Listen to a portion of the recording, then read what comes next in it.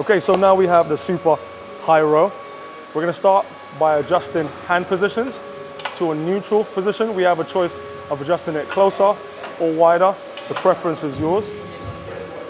Second adjustment will be the seated position. Whether we go low or high, we wanna be in a position where we can properly have the chest pad supporting our torso, okay? The third positioning that we're gonna change is bringing the chest pad towards us, okay? We don't wanna be too far away, all right? Because the further away we are, the closer we'll be to the handles, which will completely annihilate that stretch factor. So you wanna be backwards where you can get a long stretch. Especially if you're an individual with long arms like myself, you wanna be as far away as possible, okay? The fourth change that you wanna make is the adjustment from the knee pad, all right? So you wanna make sure you're appropriately locked in to the knee pad. I often see people leave the knee pad about and their feet is moving and dancing everywhere. So make sure knee pad's locked in and everything is nice and stable. When every adjustment's made, now you're ready to do the exercise. So you'll lean forward, grab the handles and perform the movement. Now, bottom of the movement, you should be able to drive your torso against the pad, slightly lean back, and contract that back.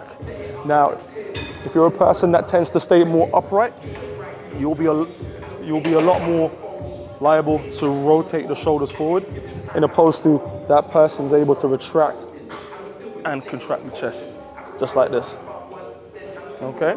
So common mistakes we see with this particular movement, there's a whole list of them. So, like I said before, having the chest pad too forward,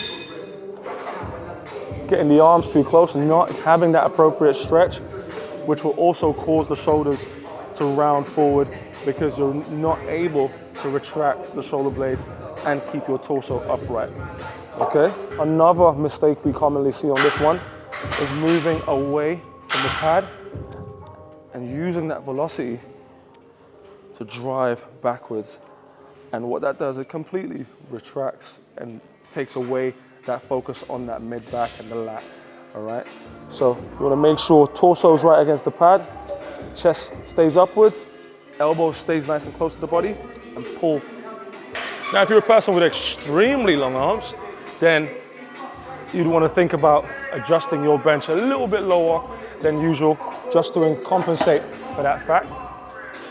So if my bench was higher, it will keep me here. If bench was lower, I'll be at a better point where I can get a little bit more stretch on my lats. Now, this is a dual handled system, so we're able to use one side at a time. If you're an individual that has any imbalances, or just in case you want to overload one arm at a time, okay? So we have the handle right here, just to keep stabilized. We want to lean to the side, making sure the shoulders and the lats are nice and compressed, and then we pull the elbows into the body, okay? Big stretch.